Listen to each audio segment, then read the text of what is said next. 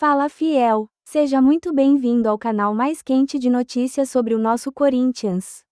Hoje preparamos um programa especial, recheado de informações bombásticas que vão mexer com o coração de todo corintiano.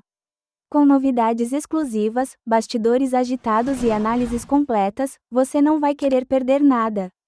Então fica comigo até o final para não deixar escapar nenhum detalhe importante.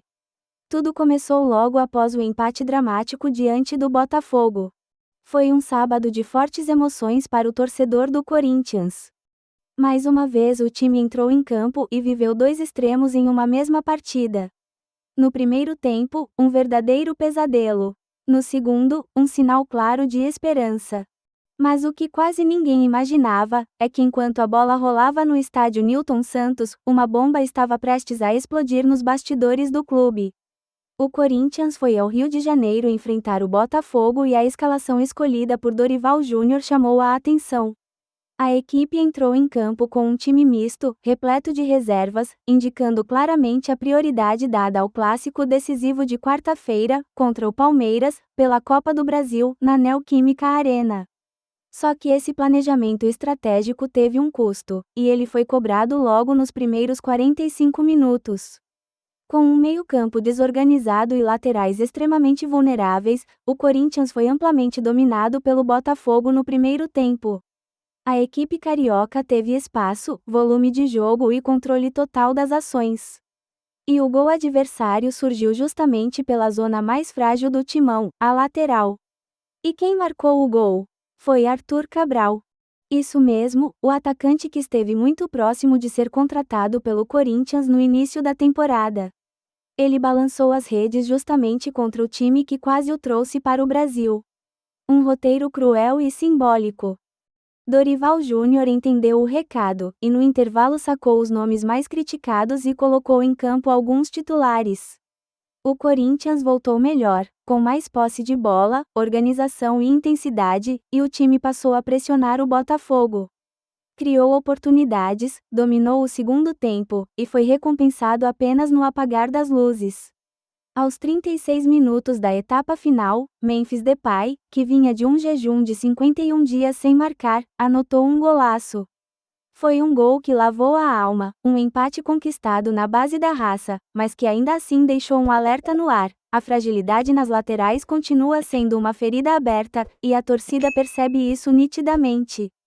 E foi justamente por isso que uma notícia bombástica, revelada ainda no domingo, tomou conta do Parque São Jorge, uma revelação inesperada. Segundo informações do jornalista Samir Carvalho, Fagner não quer mais voltar ao Corinthians. O lateral, que atualmente está emprestado ao Cruzeiro, vinha sendo monitorado pela diretoria do Corinthians como parte de um plano estratégico para 2026. A ideia era simples: contar com um jogador experiente, com história no clube, que pudesse ser peça-chave no esquema de Dorival Júnior, diante da carência de opções confiáveis para a posição. Mas essa expectativa ruiu com a resposta direta do jogador. Fagner está feliz em Belo Horizonte, se adaptou bem ao Cruzeiro e já decidiu que não pretende voltar ao timão. Isso mesmo, torcedor, o jogador que defendeu o Corinthians por mais de uma década, conquistando títulos e deixando seu nome marcado na história do clube, agora quer seguir sua trajetória longe da Neoquímica Arena. E não se trata de uma hipótese, a informação foi repassada diretamente ao clube e gerou surpresa nos bastidores. Agora, o Corinthians se encontra diante de uma encruzilhada. Caso o Cruzeiro deseje manter o jogador em definitivo, basta pagar o valor estipulado na cláusula de compra. Se isso acontecer, Fagner permanecerá em Minas Gerais, sem voltar a São Paulo. Porém, se o clube mineiro desistir da compra, o lateral será obrigado por contrato a retornar ao Corinthians, mesmo contra sua vontade. Nos bastidores, o diretor Fabinho Soldado já articula alternativas, e uma das possibilidades mais concretas envolve um acordo de compensação. O Corinthians abriria mão de Fagner de forma definitiva, e em contrapartida, o Cruzeiro enviaria ao Parque São Jorge o lateral William, atual reserva de Fagner, que perdeu espaço e estaria disposto a mudar de ares. O William, inclusive, já passou por análise do setor de desempenho do clube.